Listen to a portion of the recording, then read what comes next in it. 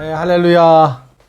4월 21일 화요일 짱목과 함께하는 아침 묵상 기도의 시간입니다.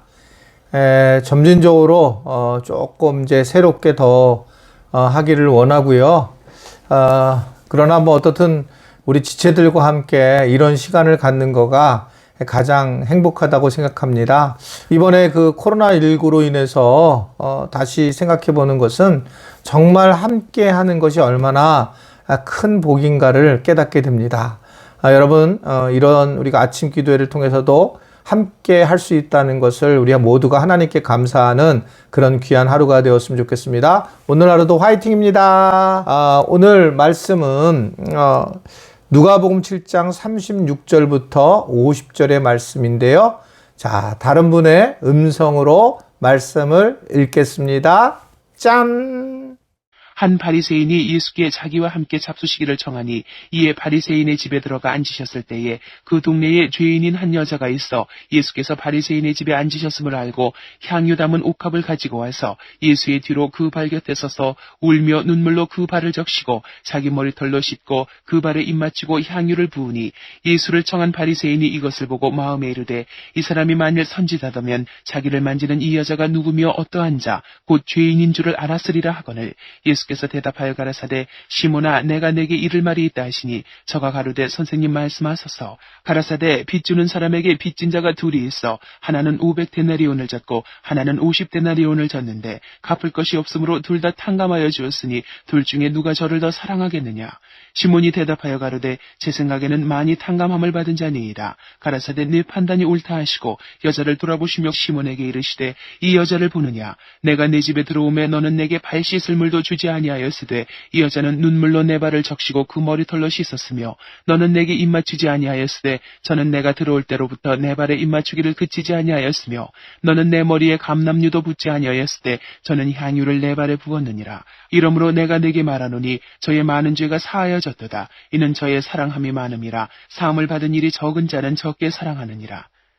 이에 여자에게 이르시되 내 죄 사함을 얻었느니라 하시니 함께 앉은 자들이 속으로 말하되 이가 누구이기에 죄도 사하는가 하더라. 예수께서 여자에게 이르시되 내 믿음이 너를 구원하였으니 평안히 가라 하시니라.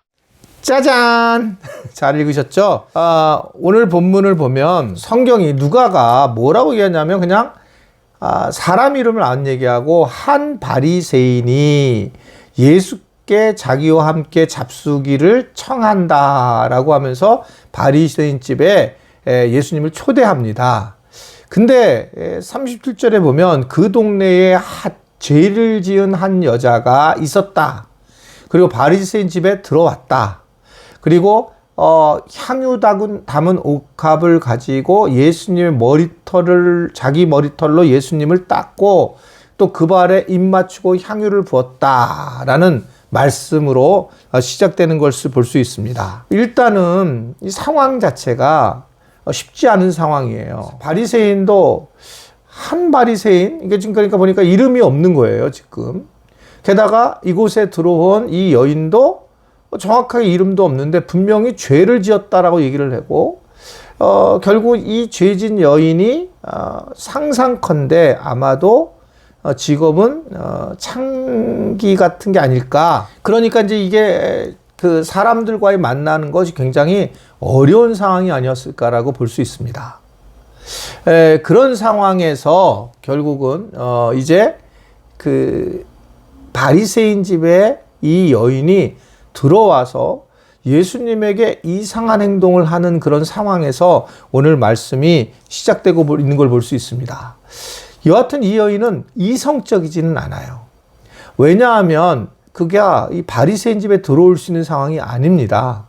그리고 조금 그림을 좀 그려보면 당시 유대인들은 어떠한 대접을 받았냐면 그냥 이렇게 앉아서 이렇게 있었던 게 아니고 다리를 쭉 펴고 이렇게 누워있는 이렇게 그런 비스듬듯이 있는 거 있잖아요. 이렇게 비스듬듯이 이렇게 있는 그게 이제 결국은 당시의 습관 어떤 관습이었어요.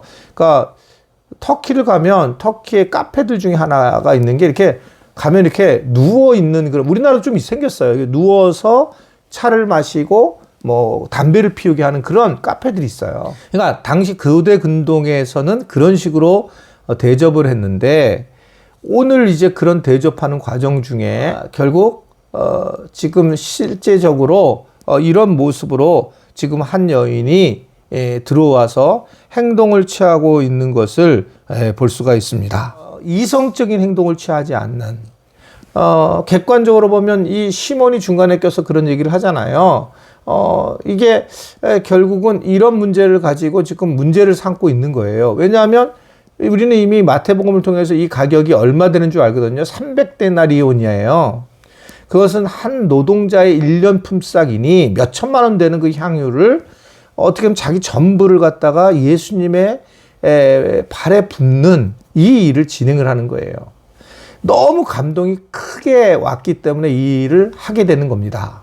그러자 객관적으로 가룟 유다도 얘기를 했었고 오늘 시몬도 끼어들어서 이런 얘기를 하고 있는 거예요. 이해가 되죠? 이성적으로 이해가 되지 않는다라고 하는 것을 이야기를 하고 있는 겁니다. 그런데 우리가 주목하고 볼 수 있는 부분은 이것에 대해서 예수님은 아무 말을 하지 않으세요. 이것에 대해서 하지 말라고 얘기하지 않습니다.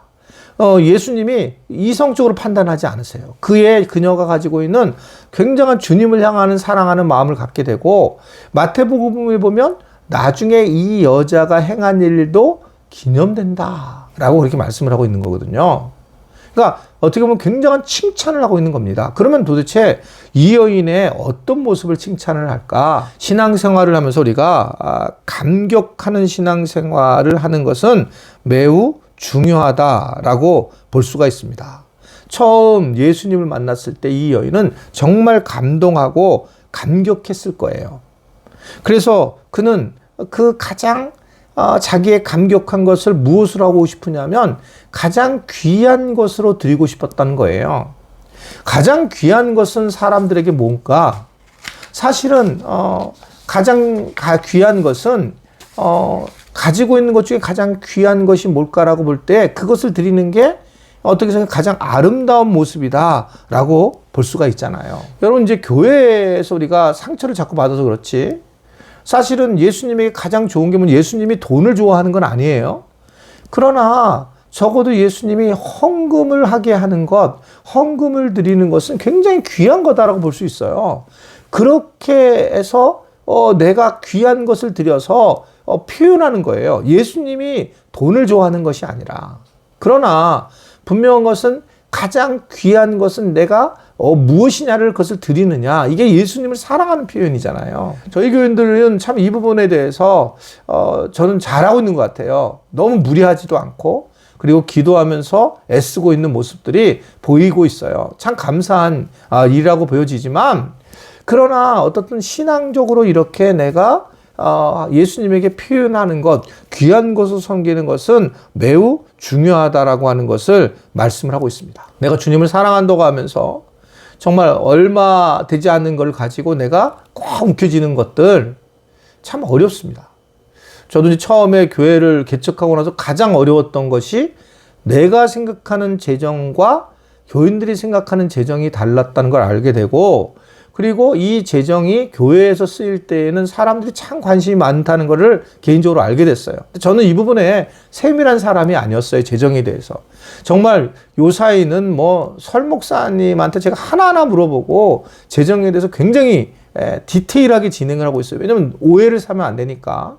그러나 예전에는 저는 재정에 대해서는 거의 하나님 건 하나님에게 그냥 바쳐야 된다는 생각을 가지고 있었고 그런 신앙적 고백, 신앙적 삶을 어떻게 되면 살아온 거죠. 그러다 보니까 개척이나 건축도 할 수 있었어요. 지금 생각해 보면 다시 하라고 하면 못할 것 같아요. 근데 그때는 왜냐면 주님을 사모하고 사랑하는 이 여인의 마음이 있었단 말입니다. 주변 사람이 보면 이해가 안 되는 거죠. 그냥 큰 교회 담임 목사로도 갈 수 있고 아내가 그냥 고등학교 교사도 할 수 있는데 왜 그런 일을 했나? 그렇게 얘기할 수 있을지 모르겠지만 적어도 저는 그때의 순간은 주님이 살아계시고 주님이 인도하셔서 그렇게 살아갈 수밖에 없는 그런 상황이었어요. 그러니까 내가 한 게 아니라 주님이 하신 거라고 보여져요. 아마 이 여인도 그렇게 자기의 1년치의 봉급을 할 만큼 향유를 부어서 예수님에게 붓는다.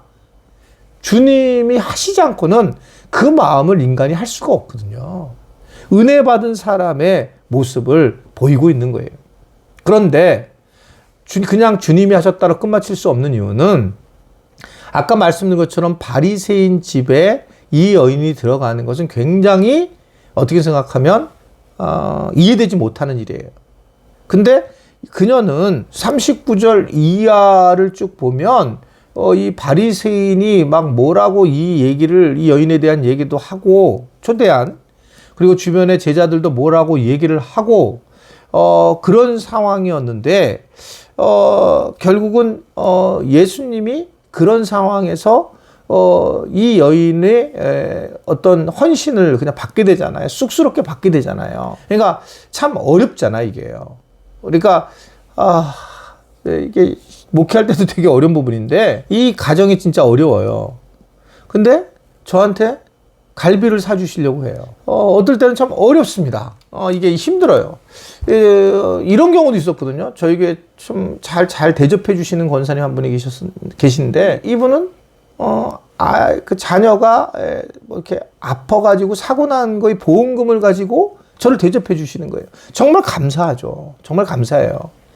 그리고 정말 가진 거에 전부를 대접을 하려고 하는 마음이 있습니다. 이럴 때 사실 마음 같아서는 좀 싼 거를 원하고 있는 그런 마음도 있는데 그때 이제 대접을 하게 될 때에 그분의 마음은 이해가 되지만 자녀들이라든지 주변 분들은 어떻게 생각할까라는 사실 퀘스천이 있어요. 왜냐하면 예수님도 똑같거든요. 그랬을 때 퀘스천이 있는데 이런 거 질문이 들어오잖아요. 그럴 때 예수님이 다 알고 있는 것 같은 그런 모습들로 이 시몬에게 이 부분을 설명을 하고 있고 이분들에게 말씀을 하고 있습니다. 그러면서 어떻든 영적인 것을 준비하는 그런 모습으로 이 여인에게 평안을 전하고 있는 걸 볼 수 있습니다. 그때 이 여인이 근데 가지고 있는 큰 가치 하나는 뭔지 아세요? 다른 사람의 비난을 두려워하지 않음. 우리가 꼭 기억해야 될 거예요. 신앙생활을 주님과 깊이 하려면 다른 사람의 비난을 두려워하지 말아야 됩니다. 그러면 주님과 깊어질 수 있어요. 자, 손을 들고 찬양을 합니다. 하나님 앞에 손을 들고 다른 사람이 비난할 수 있어요. 그랬는데 이거를 그러니까 주님 앞에 손을 들고 찬양하는 것에서 우리는 찬양을 못하는 거예요. 너는 무슨 손을 들고 찬양하는 사람이 맨날 그 모양이냐 이런 소리를 또 들을까 봐. 또 무슨 소리를 들을까 봐 못하는 거예요. 이게 교회 공동체에서 계속되면서 어려움을 겪게 되는 거예요. 여러분, 제가 정말 귀하다고 생각하는 사람은 요새 이제 밴드를 해서 지금 이게 영상에 올라가잖아요. 정말 댓글을 달거나 좋아요를 누르는 분들은 되게 훌륭한 사람이라고 생각해요. 적어도 저는 비난, 어떤 말을 하는 사람들을 이겨냈다고 생각해요. 여러분, 이게 뭐 댓글을 단 사람한테 요새 다 달았다며 이런 말 절대 좀 하지 마세요. 그분들 달기 어려울 거예요. 눈치를 보면서 다르실 거예요. 근데 좀 달아주세요. 그리고요. 왜냐하면 이런 것들을 생각하고 내가 은혜를 받았는데 은혜를 나누고 그랬을 때에 그 사람의 신앙과 그 사람의 믿음이 전해지는 거지 가만히 있는다. 그거를 그 사람이 그러면 기억나냐? 기억나지 않아요. 이 여인이 만약에 쑥스러워 창피해서 예수님에게 자기 행동을 취하지 않았다면 드러나지 않았을 거예요. 이 여인이 행한 일도 기념되지 않았을 거예요. 그런데 성경 말씀에 이 여인이 복음이 전파되는 곳에 이 여인의 말할 것도 기념되리라. 아멘이십니까? 그렇게 표현을 하는 것이 결국은 우리가 주님의 은혜 안에 감사를 하고 그리고 은혜 안에 더욱 거하게 된다는 사실을 분명히 알 수 있는 그런 하루가 되었으면 좋겠습니다. 오늘은 좀 표현을 좀 해주십시오. 어떤 것인지 댓글로든지 문자로든지 뭔가 표현을 해주셔야 돼요. 그래서 여러분들이 좀 더 한 단계 이 여인처럼 깊은 남의 비난을 두려워하지 않고 살아가는 그런 은혜가 우리 삶에 가득할 수 있게 되기를 주님의 이름으로 부탁을 드립니다. 예, 오늘 우리가 기도해야 될 제목은 이 새로 이제 선거가 판을 다시 짰는데 이 여당이 다 이겼잖아요. 완전히. 정말 책임감이 있어야 될 거라고 보여져요. 그래서 주님이 이 여당이 이번에 잘 이걸 정리를 해서 앞으로 경제 분명히 경제가 심각한 상황이 올 텐데 미리 이걸 잘 하나와 정부가 정부와 더불어 준비를 해서 경제를 잘 지혜롭게 진행을 하고 또 경제를 잘 살릴 수 있도록, 그래서 이 나라가 이 코로나 이후에 이 경제적으로 어려움 겪지 않도록 정치권들이 잘 이것을 해결할 수 있도록 문재인 대통령과 또한 지금 이 정치권들이 잘 하나가 되어서 이겨낼 수 있도록 지혜를 달라고 정말 중요한 기도예요. 그래서 여러분들이 꼭 입으로 이 시간 주여하고 기도했으면 좋겠습니다. 하나님 아버지, 이 나라가 코로나19를 잘 예방을 하고 달려왔습니다. 전 세계에서도 인정했습니다. 이제 코로나 이후에 경제를 잘 하나님 인도하게 했으면 좋겠습니다. 특별히 이번에 선거를 통해서 여당을 많이 뽑힌 것은 또 하나님의 뜻이 있을 줄 아는데, 정부와 더불어서 잘 준비해서 이 나라가 경제적으로 어려움 겪지 않도록 도와주시고, 여당이 자만하지 않게 하여 주옵시고, 다시 야당이 힘을 내서 서로 여야가 하나가 되는 그러한 귀한 정치 공동체가 세워지도록 도와주시기를 원합니다. 문재인 대통령에게 하나님의 지혜가 임하게 하시고, 또한 많은 국회의원들이 정말 참 진리가 무엇인지를 알고 서로가 머리를 맞대고 이 나라를 세우는 데에 최선을 다할 수 있도록 인도하여 주옵소서. 성령께서 함께하여 주시기를 바라며 예수님의 이름으로 기도드리옵나이다. 아멘.